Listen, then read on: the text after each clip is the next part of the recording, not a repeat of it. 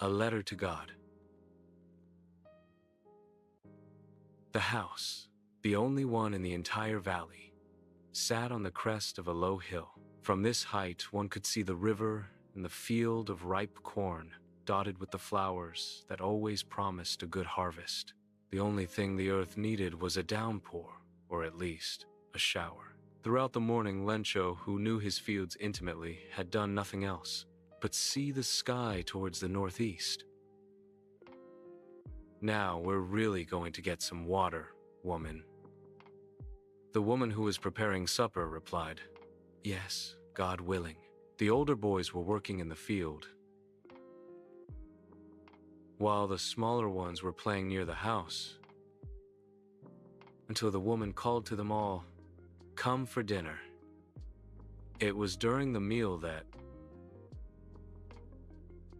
just as Lencho had predicted, big drops of rain began to fall. In the northeast, huge mountains of clouds could be seen approaching. The air was fresh and sweet. The man went out for no other reason than to have the pleasure of feeling the rain on his body, and when he returned, he exclaimed, "These aren't raindrops falling from the sky. They are new coins. The big drops are 10-cent pieces, and the little ones are 5s.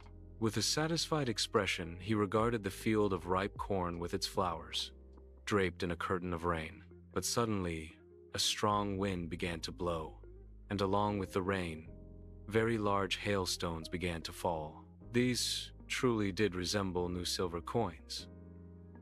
The boys, exposing themselves to the rain, ran out to collect the frozen pearls. "It's really getting bad now," exclaimed the man. "I hope it passes quickly." It did not pass quickly. For an hour, the hail rained on the house, the garden, the hillside, the cornfield, on the whole valley. The field was white, as if covered with salt. Not a leaf remained on the trees. The corn was totally destroyed. The flowers were gone from the plants. Lencho's soul was filled with sadness. When the storm had passed, he stood in the middle of the field and said to his sons, "A plague of locusts would have left more than this. The hail has left nothing. This year we will have no corn." That night was a sorrowful one. All our work for nothing. There's no one who can help us. We'll all go hungry this year. Hora. Comprehension check.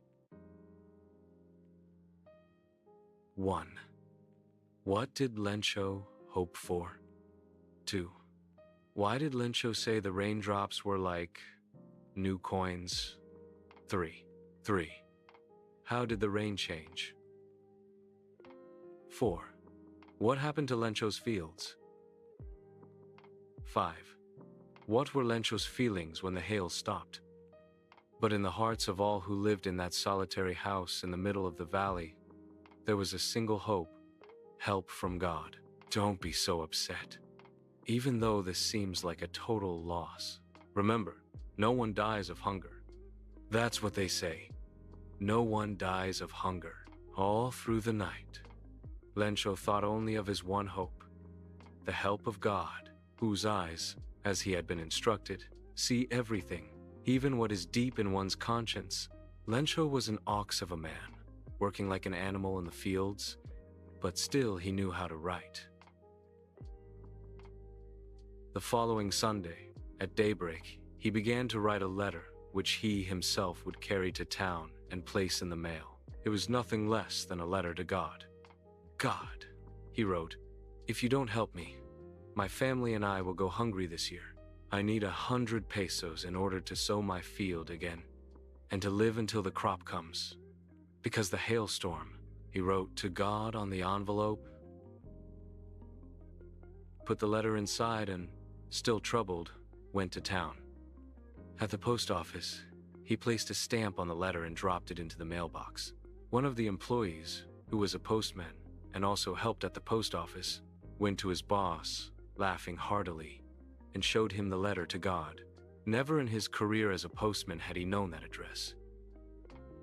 The postmaster, a fat, amiable fellow, also broke out laughing, but almost immediately he turned serious and, tapping the letter on his desk, commented, "What faith! I wish I had the faith of the man who wrote this letter," starting up a correspondence with God. So, in order not to shake the writer's faith in God, the postmaster came up with an idea: answer the letter. But when he opened it, it was evident that to answer it, he needed something more than goodwill, ink, and paper. But he stuck to his resolution. He asked for money from his employees. He himself gave part of his salary,